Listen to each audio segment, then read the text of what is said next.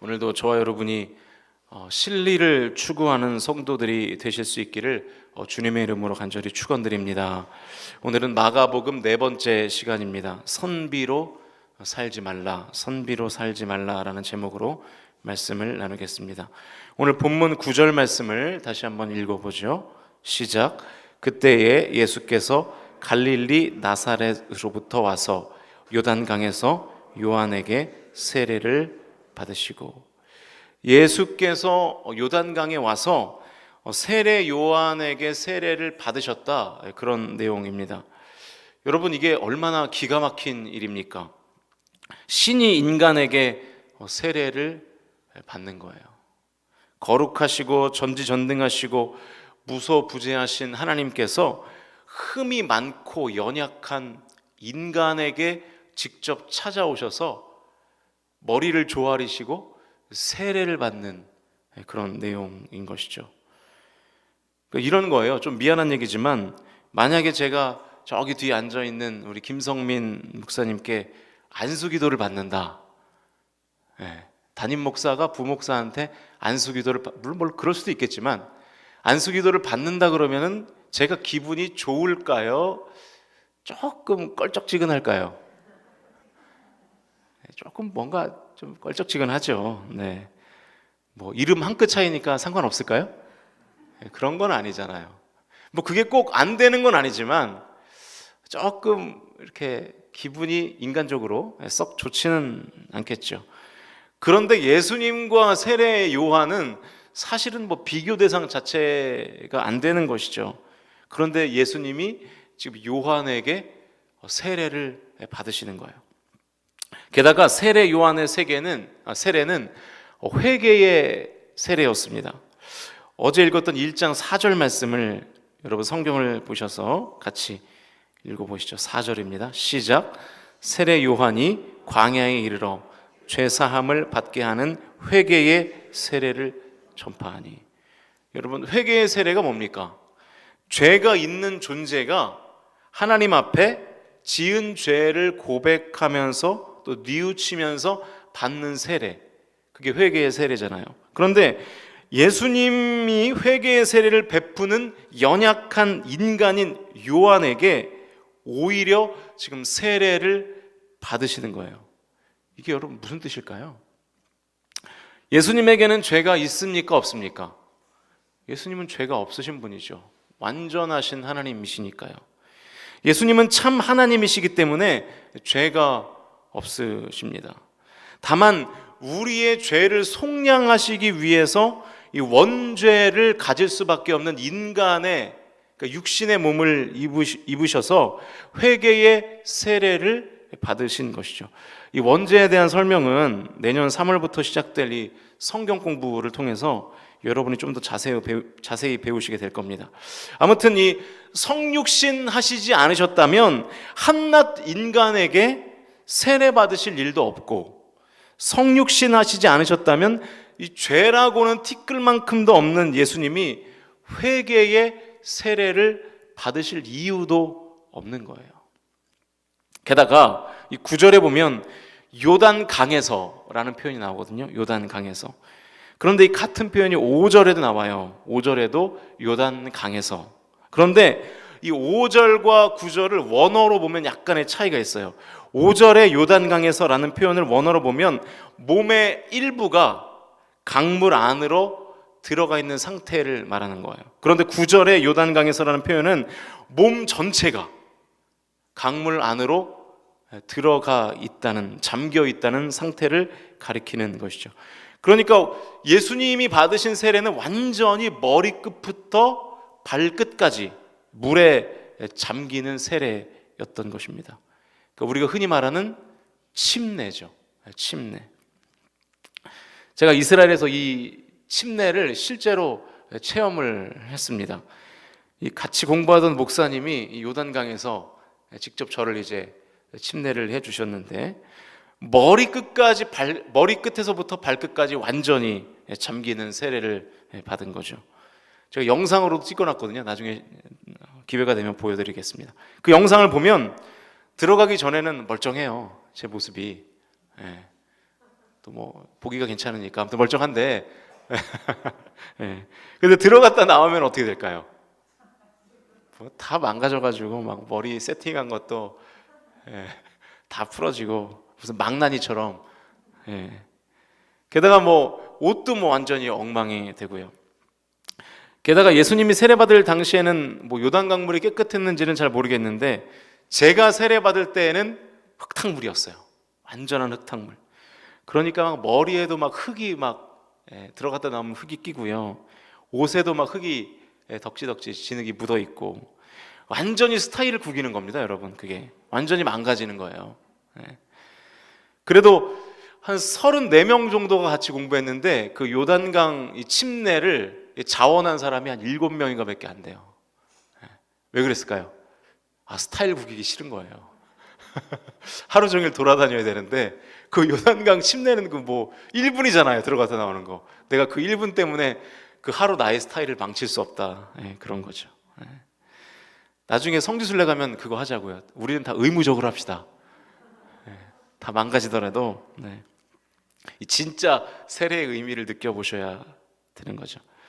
지금 우리도 이제 세례 예식을 하는데 그 우리의 세례 예식은 너무 친절하죠.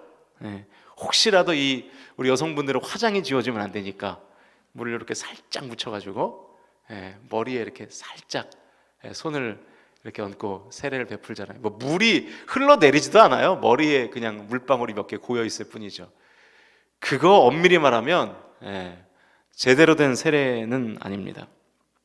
그러니까 세례받기 전이나 세례받은 후나 나의 모습이 달라지는 게 없잖아요. 제가 볼 때 이 한국 교회가 세례를 너무 약식으로 하니까 그리스도인들이 변화가 덜 되는 게 아닌가 그런 생각도 해봐요. 이 몸 전체를 아예 물에 담그고 숨이 꼴딱꼴딱 넘어가기 직전에 딱 건져야 내가 죽을 뻔했다가 진짜 살아났구나 이렇게 생각이 들 텐데 이건 뭐 이렇게 하니까요 뭐 감동도 없고 우리의 세례가 너무 임팩트가 없는 것 같아요. 저기다 목욕탕을 아예 하나 만들어가지고 그렇게 하는 교회도 있긴 있어요. 본당에 이렇게 안 보이게 이렇게 탕을 설치해서 세례를 받을 때는 그렇게 하는 경우도 있는데 뭐 원하지 않으니까 아마 그렇게 한다 그러면 아무도 세례 안 받으려고 그럴 겁니다 아마. 여러분 죄 없으신 예수님이요 죄인인 양 회개의 세례를 받으시는 거예요.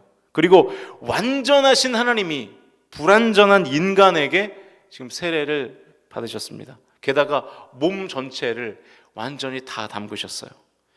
체면이 완전히 구겨진 거예요.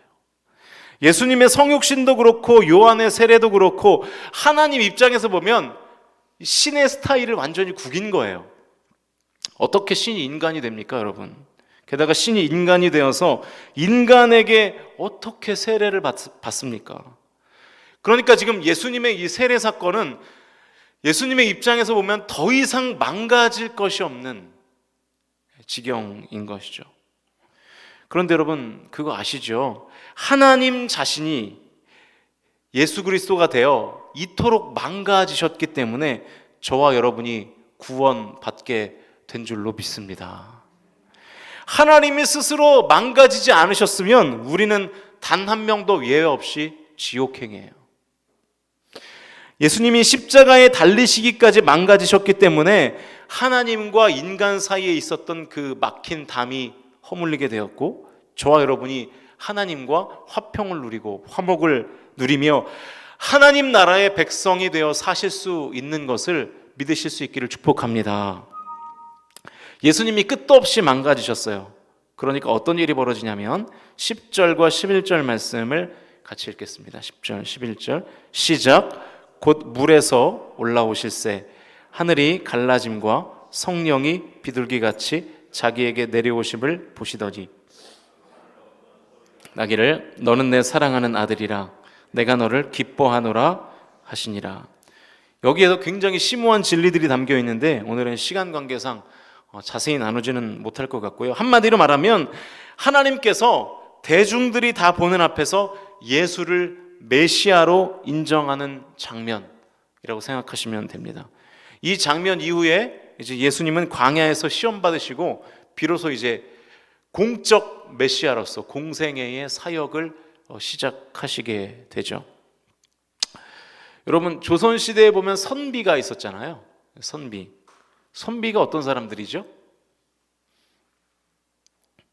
공부하는 사람들이죠. 공부하는 사람들. 이 선비라는 체면이 목숨보다 중요한 사람들이었어요. 그래서 가족들이 굶어 죽어도 선비는 장사하지 않았어요. 쌀을 꾸러 다니지 않았어요. 오로지 책만 읽었어요. 체면 때문에.